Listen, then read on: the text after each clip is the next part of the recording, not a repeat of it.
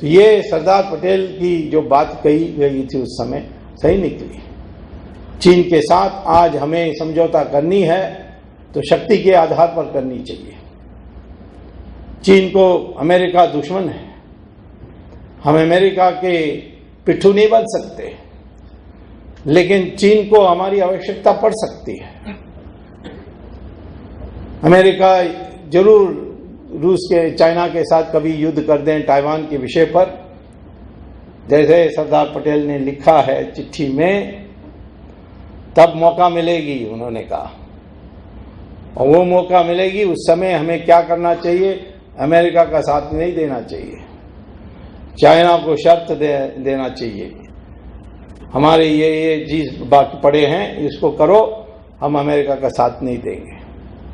America को हम तिब्बत को जाने के लिए अपना जमीन दे दें, हमारी हवाई जहाज अड्डे में उनका विमानपत्तन में उनका हवाई जहाज उतरने के लिए मौका दे दें, तो चाइना अमेरिका के लिए तो बहुत फायदा होगा। और वो युद्ध होना आवश्यक नहीं है, ये संभावना ही काफी है चाइना से ये लेने के लिए। अक्साई चिन और अरुणाचल, ये जो डंडोरा पीट रही है चाइना, ये तो ऐसे ही हमको छेड़ने के लिए कर रही है, लेकिन जब उसकी आवश्यकता पड़ सकती है उसी समय हमें ये दोनों जगह वापस मिल सकती है, क्योंकि उन दोनों इलाकों को हमारी सेना शक्ति, हमारी डिफेंस फोर्सेस तगड़े होंगे तो कभी डिफेंड नहीं कर सकती। अक्साई यानी नीपा या जो अरुणाचल कहते हैं, उसके लिए तो उसकी लंबी लाइन आती है चंदू प्रोविंस से, 2000 किलोमीटर की रास्ता है, उसमें वो सेना का सारे सामग्री लाते हैं, सेनाओं को बैठा के लाते हैं। क्यों? क्योंकि तिब्बत में उनको विश्वास नहीं है आज भी, और इसीलिए इतनी लंबी जो लाइन है उसको हमारे एयरफोर्स से कभी भी नष्ट करेंगे तो वो फौज को ला नहीं सकते, वो जानते हैं। 1962 में भी यदि हम एयरफोर्स की उपयोग करते तो ये हार नहीं होती, लेकिन जवाहरलाल नेहरू की हिम्मत टूट गई और उन्होंने फेयरवेल टू आसाम का भी भाषण दे दिया था उस समय। तो आज हमें वो जो सरदार पटेल ने जो चिट्ठी लिखी उसको एक डॉक्यूमेंट बना करके एक एक पॉइंट को उसके अमल करना चाहिए। चाइना का जो सारा व्यापार है वो मलाक्का स्ट्रेट, इंडियन ओशन के मलाक्का स्ट्रेट से निकल के पश्चिम जाती है। 98% उसका ट्रेड जो है फॉरेन ट्रेड वो वहां से जाती है। और मलाक्का स्ट्रेट कहां है? एक तरफ निकोबार आइलैंड जो हमारा है और दूसरी तरफ सुमात्रा जो इंडोनेशिया है। इंडोनेशिया जो है वो चाइना का प्रशंसक नहीं है, विरोधी है, और उसके संस्कृति सब हमारे हिंदू संस्कृति है। उनका 10,000 रुपए के नोट में गणेश है। मैंने एक फाइनेंस मिनिस्टर एक कॉन्फ्रेंस में मिल गया था इंडोनेशिया का, तो मैंने पूछा कि आपने गणेश कैसा लगाया, आप तो बहु मुस्लिम देश है। तो उन्होंने कहा कि 1997 में डिवैल्यूएशन बहुत तेजी से हो रही थी, हमारी करेंसी कोलैप्स हो रही थी, हमें समझ में ही नहीं आ रही थी कि क्या करना है। तब एक पंडित ने बाली से, हिंदू पंडित, बाली में हिंदू पंडित बहुत है, उन्होंने कहा कि गणेश के चित्र लगा दो, रुक जाएगा रुपए का गिरावट। हमने कहा कि हमारे पास कोई और रास्ता नहीं है तो यही ट्राई करेंगे। उन्होंने कहा कि आश्चर्य हुआ कि वो रुक गया। उनका एयरलाइन का नाम है गरुड़ा,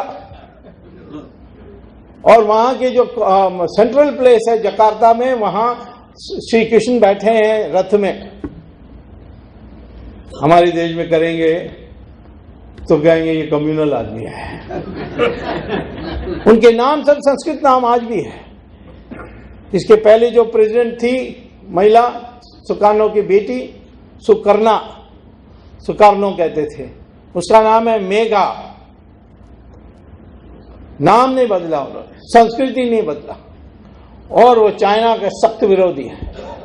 तो हम वो उस तरफ, हम इस तरफ, हम दोनों अपने अड्डा जमाए नौसेना का, दस्तखत कर दें, विलय हो गया। और एक और बात जोड़िए उससे, विलय होने के बाद पुनर्विचार कभी भी नहीं हो सकती। तो सरदार पटेल ने कहा दस्तखत करो, दस्तखत किया, विलय हुआ। और वो घर गए और देखा रेडियो में कि अनाउंसमेंट हो रहा है कि जवाहरलाल नेहरू उसको यूनाइटेड नेशंस ले जा रहे हैं। तो वो भाग के गए, उस तक जवाहरलाल नेहरू ने भेज दिया और यूनाइटेड नेशंस में उसको दाखिल की गई। और वो जो विवाद आज है वो सिर्फ उस कारण से है, नहीं तो आज भी हमें चाहेंगे, और मैं समझता हूं इस 5 साल में तो जरूर करेंगे, एक दिन यूनाइटेड नेशंस को कहना है कि ये जो प्रस्ताव है ये रद्दी की टोकरी में फेंकिए। उसके कारण कई हैं, उसमें वो लंबा हो जाएगा, इसीलिए मैं उस पर कहूंगा नहीं, परंतु विधिवत यूनाइटेड नेशन चार्टर के अनुसार हमें अधिकार है उस प्रस्ताव को वापस लेना। एक कारण बता सकता हूं जो मैंने मिनिस्टर होते हुए मैंने अपनी आंखों से देखा। जवाहरलाल नेहरू ने कैबिनेट से सलाह नहीं ली, कैबिनेट की अनुमति नहीं ली, और इसीलिए नियम है कि जब कैबिनेट कुछ पास करेगी तो अगला गवर्नमेंट भी उसमें समर्पित रहती है। लेकिन कैबिनेट नहीं पास करेगी किसी विषय को तो फिर अगला सरकार उस पर कटिबद्ध नहीं है। तो इसीलिए उन्होंने कैबिनेट में गए नहीं, तो हम तो कहेंगे ये तो इलीगल है, इसको वापस कर दो या आपने कूड़े के टोकरी में फेंक दो। तो यदि सरदार पटेल उस समय उन्होंने जो बात कही थी कि कश्मीर का जो विलय है वो it is permanent, one way, final, can not be reopened, लेकिन जवाहरलाल नेहरू ने उनको कहा कि यूनाइटेड नेशन में मैं चले गया हूं, अब थोड़े दिन के लिए तो बर्दाश्त कर लो।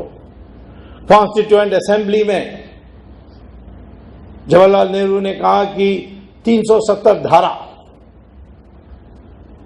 कॉन्स्टिट्यूशन में होना चाहिए, प्रस्ताव रखा। सब मेंबर्स चिढ़ गए, कहा कि ये क्या था, दूसरे प्रांतों के लिए। सब राजाओं ने कहा कि हमें क्यों नहीं दिया, एक ही राजा को दे रहे हो, हमें भी दे दो 370। तो नेहरू को घबराहट हो गई, तो उसने कहा कि सरदार को कि तुम मुझे बचा दो, मैं लंदन जा रहा हूं। किसको मिलने के लिए, उसमें मैं अभी बोलने वाली नहीं है, मैं लंदन जा रहा हूं, तुम देख लो इसको। तो बेचारे सरदार पटेल हजम पीने, विष पीने वाले सरदार हैं,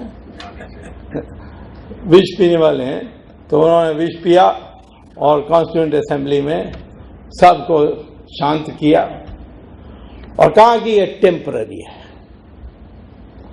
और कैसा टेम्पररी है कि इसको रद्द करने के लिए पार्लियामेंट की वोट की आवश्यकता नहीं है और कश्मीर की जनता को पूछने की आवश्यकता नहीं है। तो आर्टिकल 370 कॉन्स्टिट्यूशन में पढ़ेंगे तो ऊपर लिखा है temporary provision with regard to Jammu and Kashmir. और इसको आज रद्द करना तो क्या करना है, कैबिनेट को एक प्रस्ताव पास करनी है और राष्ट्रपति को भेजना है और राष्ट्रपति को कहना है, राष्ट्रपति को करना ही है अंडर द कॉन्स्टिट्यूशन। कैबिनेट पास करके कुछ भेजेगी, उसको राष्ट्रपति सिर्फ पोस्टमैन जैसे उसको अनाउंस करने की आवश्यकता, तो उसको नोटिफिकेशन के रूप में अनाउंस करना होगा। 370 धारा आज से समाप्त, तो ये समाप्त हो सकती है। लोग कहते हैं नहीं कश्मीर का पूछना है, नहीं, जरूर कॉन्स्टिट्यूशन में लिखा कश्मीर कॉन्स्टिट्यूएंट असेंबली से अनुमति लेनी है, परंतु कॉन्स्टिट्यूएंट असेंबली तो है ही नहीं।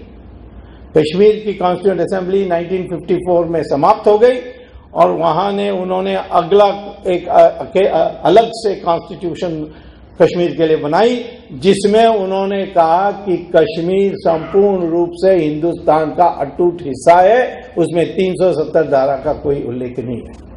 तो वो तो बेमतलब हो गया।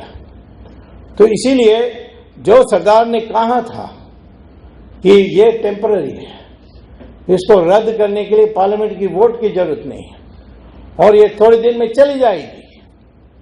ये कब कहा था? नवंबर 1949 में। और 1950 में सरदार पटेल की देहांत हो गई और उसके बाद कोई उसको ख्याल करने के लिए तैयार नहीं और 370 आते जा रहा है। आज आपको एक और मौका मिला है, वो है मुफ्ती ने जो गैर कानूनी काम की है उस गैर कानूनी काम के लिए आप 370 को रद्द कर सकते हो, ताकि तुमने ये किया, हमने ये किया। तीसरी बात, सरदार पटेल ने मुस्लिम समुदाय को देश का हिस्सा बनाने के लिए और हिंदुओं के साथ एक रिश्ता जोड़ने के लिए कई बातें कही थी। मैं अभी एग्जीबिशन में देखा, उन्होंने जो कहा वो तो मेरे से ज्यादा सख्त है। सर मौलाना आजाद को कहते हैं कि मुसलमान कहें कि हम भारत के प्रति वफादार हैं, ये पर्याप्त नहीं है, उनको प्रैक्टिकल प्रूफ देना चाहिए। वो प्रैक्टिकल प्रूफ क्या है? जो डीएनए स्टडीज के अनुसार, जो जेनेटिक स्टडीज में डीएनए होती है ना, वो डीएनए स्टडीज से ही रिश्ता ढूंढी जाती है। तो डीएनए स्टडीज के अनुसार देश में सारे हिंदुस्तानी का डीएनए एक ही है। यह बकवास है कि कोई आर्यन है, कोई द्रविडियन है, ये सब अंग्रेजों का दिमाग है, इसमें कोई सत्य नहीं है। ब्राह्मण और शेड्यूल कास्ट का भी डीएनए एक ही है, कोई फर्क नहीं है। क्योंकि जो वर्ण व्यवस्था बनी थी वो तो सत्ता की विकेंद्रीकरण के लिए बनी थी, जन्म से कभी नहीं था। भगवत गीता में कृष्ण भगवान ने खुद कहते हैं कि जन्म से इसका कोई संबंध नहीं है, ये गुण से संबंध है। जो लोग शिक्षा में हैं वो दूसरे सत्ता के हिस्सा को में भोग नहीं करेंगे। जैसे कोई ज्ञान पर अपना सारा जीवन बिताएंगे तो उनके पास धन नहीं होगा, उनके पास बंदूक नहीं होगा, उनके पास शस्त्र नहीं होगा, उनके पास जमीन नहीं होगा। उनको हम ऋषि कहते हैं, उनको हम ब्राह्मण कहते हैं। जो क्षत्रिय है उसके पास शस्त्र होगा, राज करेगा, लेकिन नीति नहीं बनाएगा। नीति के लिए उसको ब्राह्मण के पास जाकर सलाह लेनी पड़ेगी। जिसके पास धन है वो भी समाज का सेवा कर रहा है, लेकिन समाज में सबसे उच्च स्थान त्यागी और ज्ञानी के लिए होगा। जिसके पास सबसे ज्यादा धन है, जैसे पश्चिम में है, ऐसा हमारे देश में नहीं होगा। ये हमारी कल्पना थी। और यदि कोई दान करें उसका उच्च स्थान होगा समाज में। तो इस प्रकार से हमने इसकी ढांचा बनाई थी। और आज ऐसा है कि डीएनए स्टडीज के अनुसार हिंदू और मुस्लिम का डीएनए एक ही है। यदि मुसलमान इसको मान लें तो इसके माने कि उनका पूर्वज और मेरा पूर्वज एक ही है, तुरंत हम एक ही परिवार के हो जाते हैं। प्राइवेटली मुसलमान मानता है। मुझे एक बार फरूक अब्दुल्ला ने कहा कि मेरे पूर्वज गौड़ सारस्वत ब्राह्मण है। तो मैंने कहा अच्छा है, फिर पब्लिकली बोलिए। उन्होंने कहा मैं पागल हूं, ये मुल्ला मुझे मार देगा। सरदार पटेल ने बिल्कुल सही कहा। इस्लाम मुसलमानों को एक अंतर्राष्ट्रीय समुदाय बनानी चाहती है। ये जो अभी खलीफ बनी है, चौथा या पांचवा खलीफ, आईएस गुजरात के लोगों को गर्व करना चाहिए और हिंदुस्तान के लोग भी गर्व करना चाहिए कि जो तीसरा था वो सबसे ज्यादा आक्रामक था। उमर का तीसरा खलीफ, वो सब पश्चिम में स्पेन कांकर किया, फ्रांस कांकर किया, सब कांकर करके हिंदुस्तान को कब्जा करेंगे। वो आए और टक्कर लिया उन्होंने गुजरातियों से और हारे। और उसके बाद उमर दिल टूट गया, मर गया। उसके बाद 700 साल के लिए कोई खलीफ नहीं आया। तो ये जो खलीफत है वो क्या कहती है कि सारे मुसलमान मेरे जो खलीफ के हिस्सा है। मुस्लिम भी, अब हमारी रिश्ता इजराइल से बहुत अच्छे हैं।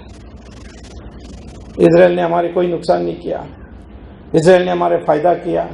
हमें शस्त्र देते हैं, हमें इलेक्ट्रॉनिक्स के ज्ञान देते हैं, टेररिस्ट के बारे वो जानकारी देते हैं, सिंचाई के लिए वो एक्सपर्ट है।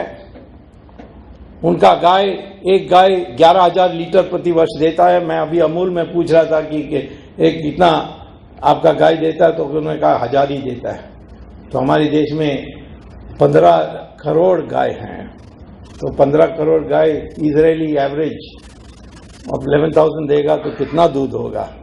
मुझे दिल्ली से अहमदाबाद दूध में तैर के आना पड़ेगा उतना दूध। तो इजराइल से हमारी कोई यानी सीमा का विवाद नहीं है, धर्म का विवाद नहीं है, कोई विवाद नहीं है, और हम उसके मित्र हैं। हम उनको सपोर्ट करेंगे तो मुसलमान को जो बुद्धिजीवी है कहता है नहीं ये ठीक नहीं है, और हमास को मार रहे हैं, वो ये कर रहे हैं, लेबनान में ऐसा कर रहे हैं। अरे तुम्हारा क्या जाता है उसमें? ये है राष्ट्रीय सोच की आवश्यकता। हमारी राष्ट्र हित में क्या आवश्यक है, ये सोच जो है ये सरदार ने कहा। प्रैक्टिकल प्रूफ दे। सरदार ने एक और बात कही थी जो राजमोहन गांधी के बायोग्राफी में आया है। वो है, उन्होंने कहा कि हमने बंटवारा किया देश का इस आधार पर कि जो मुसलमान हिंदुओं के साथ रहने नहीं चाहता उसके लिए अलग देख देना चाहिए। लेकिन उन्होंने देखा कि बांग्लादेश से, उस समय पाकिस्तान था बांग्लादेश से मुसलमान हिंदुओं इंडिया में आने लगे। हो सकता है नौकरी के लिए आए, किसी और कारण से आए, पर आने लगे। अब तो इतने आ गए हैं कि आसाम में कई जिलों में मेजॉरिटी हो गई। तो फिर सरदार ने क्या कहा था उस समय, ये राजमोहन गांधी की बायोग्राफी पढ़ोगे तो मिलेगा। उन्होंने कहा कि हमने तो जमीन दिया इस आधार पर कि जो मुसलमान हिंदुओं के साथ नहीं रहने चाहता उसके लिए जमीन मिलना चाहिए। यही अंग्रेजों ने कहा, यही इंडियन इंडिपेंडेंस एक्ट में है। अब आ गए तो बांग्लादेश को उसी अनुपात में जमीन वापस लौटा देना चाहिए जो हमने आपको दिया।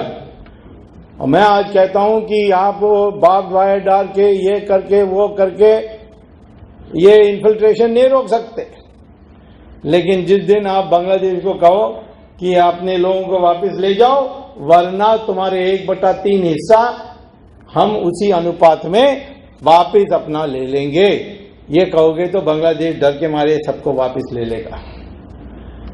ये हमें करने की आवश्यकता है, क्योंकि हमारे देश में मैंने एक चीज देखा है और ये दुनिया में भी है कि जहां मुस्लिम मेजॉरिटी में है वहां अल्पमत के लिए कोई जगह नहीं है। कश्मीर में 5 लाख कश्मीरी पंडितों को भगाए, क्यों? क्योंकि खाड़ी में मुसलमान की मेजॉरिटी है। केरल में कोई भी हिंदू अपना संपत्ति गैर मुस्लिम को बेच नहीं सकता, रूल है, और वो खरीदने के लिए आदमी भेज देंगे आपके पास ताकि आपको कोई परेशानी ना हो। ये केरल में जो मल्लापुरम डिस्ट्रिक्ट है, तमिलनाडु में वेल्लोर में छोटा सा ग्राम पंचायत है, नगर पंचायत है, वहां भी ऐसा ही है। सऊदी अरेबिया में 20 लाख हिंदू हैं, नौकरी करने के लिए गए, वहां दिवाली मना सकते हैं? नहीं मना सकते। मंदिर बना सकते हैं? बात ही छोड़िए। घर के अंदर सत्यनारायण पूजा कर सकते हैं? नहीं कर सकते। फैक्ट्री में नौकरी करते समय रामचंद्र जी का फोटो पॉकेट में रख सकते हैं? नहीं रख सकते। रमजान में आप कैंटीन में खा सकते हो? नहीं खा सकते हो। तो जहां वो मेजॉरिटी में है वहां वो कोई डेमोक्रेसी नहीं, कोई सेक्युलरिज्म नहीं। और इसीलिए इस देश में आपको सेक्युलरिज्म और डेमोक्रेसी चाहिए तो हिंदू मेजॉरिटी बना के रखने की आवश्यकता है। वो महिलाओं को 20 बच्चे पैदा करना, ये सब बकवास है। ये तो महिलाओं को अधिकार है कि वो 0 बच्चा पैदा करें या 20 बच्चा पैदा करें, कोई जबरदस्ती कोई नहीं कर सकता है इसके लिए। लेकिन हम जरूर ये कह सकते हैं कि परिवार नियोजन सब पर इक्वली लागू करो, यूनिफॉर्म सिविल कोड हो। कहते ये तो यूनिफॉर्म सिविल कोड तो उनके धर्म के खिलाफ है। धर्म के खिलाफ है तो फिर 2 सवालों का जवाब दीजिए। नंबर 1, ऑस्ट्रेलिया में यूनिफॉर्म सिविल कोड है, मुसलमानों ने सब मान लिया। एक मुल्ला ने एक दिन कहा कि मुझे ये यूनिफॉर्म सिविल कोड पसंद नहीं है, मुझे शरिया चाहिए। तो ऑस्ट्रेलियन प्राइम मिनिस्टर ने जवाब दिया कि तुम्हें शरिया चाहिए तो मैं 10-15 देशों का नाम दे सकता हूं, वहां चले जाओ, वहां आपको शरिया मिल जाएगी, ऑस्ट्रेलिया में नहीं मिलेगी। दूसरा दिन सारे मुसलमान संगठनों ने प्रस्ताव पास करके भेजा प्रधानमंत्री को कि ये मुल्ला तो पागल है, हमें सबको यूनिफॉर्म सिविल कोड बहुत पसंद है। तो पहला सवाल मैं मुसलमानों से कहता हूं कि ऑस्ट्रेलिया में और अमेरिका में कैसा यूनिफॉर्म सिविल कोड आपने मान लिया? वहां धर्म का विरोध नहीं है, इंडिया में नहीं हो सकता।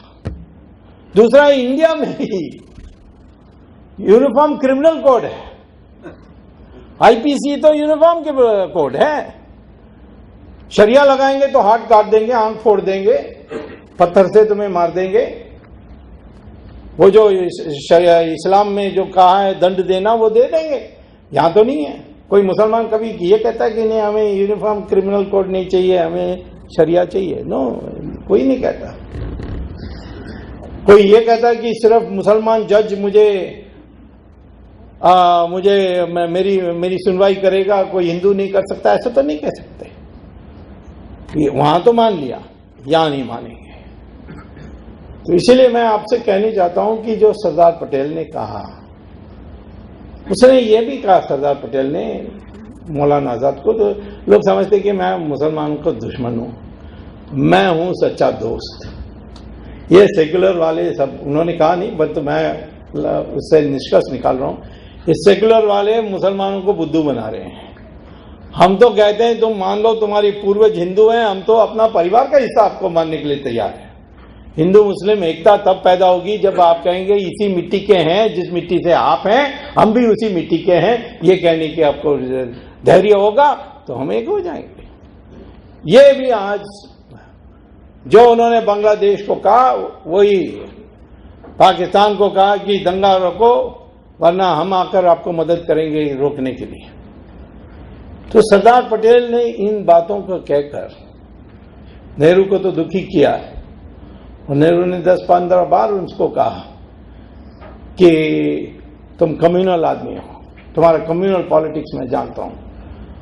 हैदराबाद में रोकने के लिए प्रयास की, बट सरदार ने पूछे बिना आर्मी को भेज दी, सब मामला खत्म हो गया। कहा कि अब क्या बोलना है जवाहरलाल जी, अब क्या बोल रहे थे, समझ में नहीं आई। तो ये सारी चीजों को हमें स्पष्ट इसलिए समझना चाहिए। आखिरी बात, मैं 2 और बातें हैं, 2 और आयाम हैं। एक तो इंडियन इकोनॉमी, जिसमें सरदार ने कहा कि अंग्रेजों ने हमारी कृषि को चूस कर ऐसा गरीब बना दिया, तो उसको पहले ठीक करना चाहिए। यानी कि इंडस्ट्रियलाइजेशन नहीं होना चाहिए, पर प्राथमिकता हमारी एग्रीकल्चर को देना चाहिए। आज भी मैं कहता हूं कि प्राथमिकता हमें एग्रीकल्चर को देना चाहिए। 61% लेबर फोर्स आज भी एग्रीकल्चर में है। दूसरा है कि हमारे देश में 12 महीने आप कृषि कर सकते हैं। क्यों? धूप है, पानी है, सब है। अमेरिका में 5 महीने हिम गिरती है, नहीं कर सकते। यूरोप में नहीं कर सकते 5 महीने, हिम गिरती है। चाइना में भी कई इलाका हैं जहां आपको 3 महीने आप कृषि नहीं कर सकते। हिंदुस्तान में 12 महीने में नहीं 3 फसल। लेकिन हमारे देश में 25% जमीन छोड़कर बाकी, जिसमें सिर्फ 1 से ज्यादा फसल बोया जाता है, बाकी 75% में तो एक ही बोया जाता है। तो 3 गुना करें तो फिर कितना अनाज होगा हमारे देश में। सबसे सस्ता अनाज है हमारे देश में दुनिया में। चावल 1/7 है जापान और साउथ अफ्रीका की तुलना में दाम। गेहूं 1/4 है। तो दूध 1/10 है। हर चीज की कृषि में जो उत्पादन है उसकी दाम दुनिया के दाम से कम है। ये WTO का स्टैटिस्टिक्स है। सिर्फ हमें किसान को मॉडर्नाइज करनी है, उनको कोल्ड स्टोरेज बना के देनी चाहिए। छोटे छोटे एयरपोर्ट्स बना करके बंदरगाहों में जा करके उसको कंटेनर से विदेश ले जाएं। पैस्चराइजेशन, दूध का पैस्चराइजेशन, फूल का पैकेजिंग। जितना अच्छा फूल हमारे देश में पैदा होती है वो यूरोप में कहीं नहीं। अम्स्टरडाम लोग कहते हैं, लेकिन हमारे सबसे अच्छा श्रेष्ठ। कृषि को अंतर्राष्ट्रीय क्षेत्र बनाना चाहिए। इसके माने फिर सब्सिडी देने की जरूरत नहीं होगी, क्योंकि अंतर्राष्ट्रीय दाम इतने ऊंचे हैं कि वो सारा पैसा आ जाए, किसान समृद्धशाली बन जाएगा। तो इसीलिए मैं आपसे कहता हूं कि जो उन्होंने कहा था कि प्राथमिकता कृषि को देनी चाहिए, वो आज भी सही है। लेकिन हम पकड़ में आ जाते हैं मीडिया का और सेठों का, और ये इंडस्ट्रियलाइजेशन में फंस जाते हैं। बैंकों का जो कर्जा देनी है नहीं मिलती है। पढ़ने के लिए एग्रीकल्चर साइंस पढ़ने के लिए कोई व्यवस्था नहीं। हमारे देश में Indian Council of Agricultural research की जो एक्सपेरिमेंटल प्लॉट्स हैं उसमें आपको 7 गुना ज्यादा यील्ड पर एकड़ मिलती है। दुनिया में तुलना में हमारी यील्ड पर एकड़ भी बहुत कम है। हमारे देश के अंदर ही Indian Council of Agricultural Research के एक्सपेरिमेंटल प्लॉट्स में 7 गुना ज्यादा उत्पादन गेहूं का, चावल का। तो जहां पानी, बिजली, फर्टिलाइजर, पेस्टिसाइड सब व्यवस्था हो जाती है, वहां वो कर देंगे। हमने छोटा सा काम करके 10% हमारे किसानों को हमने अधिकृत किया और ग्रीन रेवोल्यूशन हो गया। और यदि हम सारा किसानों को करेंगे तो देश भर को, दुनिया भर को हम अनाज दे सकते हैं और खिला सकते हैं। ये सरदार पटेल ने कहा था। ये सोवियत मॉडल हमारे लिए ठीक नहीं है। सोवियत मॉडल का ढांचा क्या था कि कृषि से साधन चूज करके औद्योगिकरण करना। जब कृषि के पास कुछ है ही नहीं, कहां से चूज है? 1857 के बाद अंग्रेजों ने ये फैसला किया कि हिंदुस्तान में ये जो विद्रोह हुआ उसका समर्थन किसानों ने किया, इसीलिए इनकी कमर तोड़नी है। इसीलिए उन्होंने जमींदारी बनाई। जमींदार को अधिकार दिया कि जितना भी आप वसूल करना वसूल कर लो, लेकिन हमें सरकार चलाने के लिए जो खर्चा है उसका हर विदाउट फेल आपको देना पड़ेगा। बाकी जितना आप लेना है तो ले लो। और इन्होंने चूस करके हमारे किसानों का खून पिया। तो उसमें से हमें वापस जानी थी, उसके लिए वो समय था। लेकिन दोनों महात्मा गांधी और सरदार पटेल चले गए और जवाहरलाल नेहरू सर्वसर्व हो गए। और उन्होंने सारे वामपंथियों की आइडियोलॉजी लागू करके हमारे देश को बर्बाद किया। मुझे EMS नंबूदरीपाद होते थे, वो एक कम्युनिस्ट लीडर, कहते थे मुझे, जब भी मुझे मिलते थे, स्वामी अमेरिका तो फेल हो रही है, कैपिटलिस्ट मॉडल खत्म हो गई। लेकिन सोवियत रूस में ना इन्फ्लेशन है, ना बेरोजगारी है, ना कोई गरीबी है। ये हर वर्ष मुझे मिलते थे एक कॉन्फ्रेंस में, वो कहते थे। एक दिन 1990 में मैंने कहा कि नंबूदरीपाद जी, सोवियत यूनियन में ना कोई गरीबी है, ना कोई बेरोजगारी है, ना कोई मुद्रास्फीति है, और अब तो सोवियत यूनियन भी नहीं है। 16 देश में बढ़ गया, कोई उज्बेकिस्तान बन गया, कोई कजाकिस्तान बन गया, कोई लिथुआनिया बन गया, और सिर्फ रशिया बाकी रह गया। टुकड़ा टुकड़ा हो गया। अब लोग जाकर देखते हैं और कहते हैं हाँ, जर्मनी एक देश 2 टुकड़ा हुआ वर्ल्ड वॉर 2 में। एक रूस के हाथ में गया, एक अमेरिका के हाथ में गया। अमेरिका के जो हिस्सा है वो मार्केट इकोनॉमी समृद्धशाली हो गई। आज जाकर इस जर्मनी देखिए कितना पीछे है। वहां उन्होंने सोवियत मॉडल लागू की थी। चाइना ने भी सोवियत मॉडल छोड़ दी। नॉर्थ कोरिया और साउथ कोरिया में फर्क क्या है? एक ने मार्केट इकोनॉमी, दूसरे ने सोवियत मॉडल।